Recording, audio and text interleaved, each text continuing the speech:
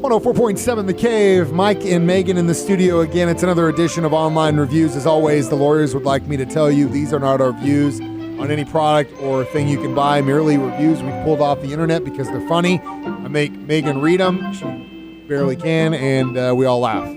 Pretty much the gist of it, right? Yeah. It's accurate. It's always really fun. So most of the time, people go on vacation. They, catch up on a good book.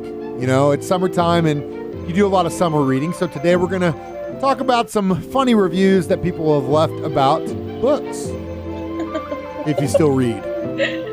First one is by a book called The Storm Dancer. The Storm Dancer, dark epic fantasy novel.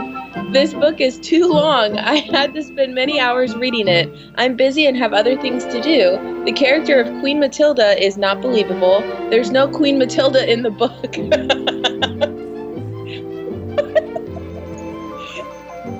Animal lovers do not buy this book. They don't just sacrifice humans, but horses as well. Oh gosh, we draw the line at horses.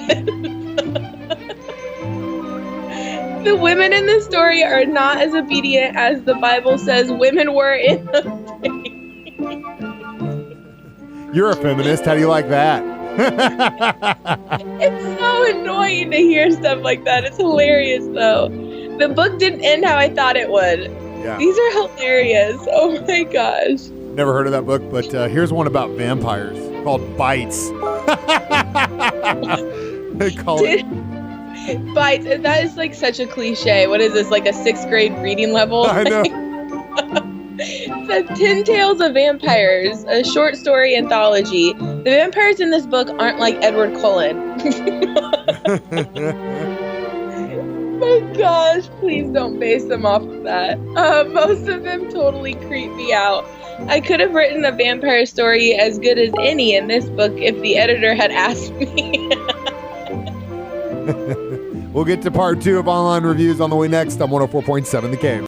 104.7 The Cave. Mike and Megan in the studio again. It's time for another edition of Online Reviews. Again, today we are talking about book reviews because you should be spending some of your summer catching up on a good book like this one called, wait for it, Daughters of the Dragon. Oh gosh. How dare this author write about women in China? I checked her credentials. She does not have a degree in sinology. I don't even know what that is. Here's the next one. Oh, let's see. It's called Living and Working in Britain. Oh my God. I've spent 3 weeks in that country. Trust me, it's not at all like this. The author lives in that country. If I had time, I'd dash off a book like this myself. Well, obviously, that's not the only one that they released about a country. Here's one about Germany. Oh, it's living and working in Germany. This is not how I imagine Germany to be. Clearly, the author has never met a real German. The author is a real German.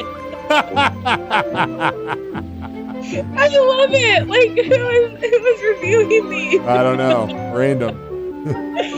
How to be a freelance journalist. Oh, God. I don't want to do all this work. I just want to be a journalist.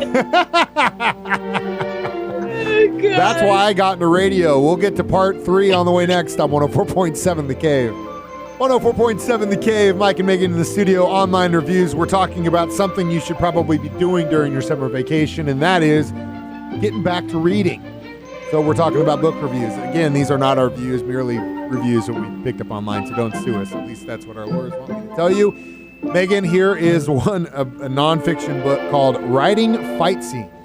Someone wrote a book about that.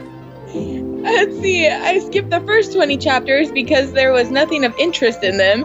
I wanted to know how to structure a fight scene, and the book doesn't show that. Chapter 3 is titled Structure. Well, I guess the writer also felt like people needed to write scary scenes too, so there's a book about that. Oh gosh. Writing scary scenes. I don't need a book to teach me how to write. I haven't read this book because I don't need to read it to know it's bad.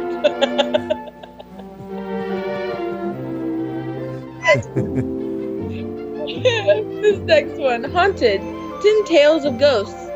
I had made reservation And on the date I was to go, I had a very bad cold and fever, and I called them to change my reservation, and they refused. I haven't read it yet, but Amazon pressed me for a review.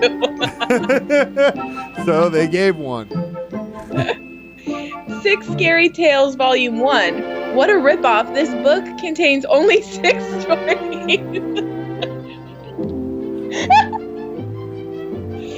These tales are not scary. There's not one single chainsaw massacre, not even a disemboweling. Oh my God. I didn't even get through the first story because when I was reading it to my mom, there were some inappropriate words. This is so twisted. Oh my God. This has been Online Reviews. Megan, thank you.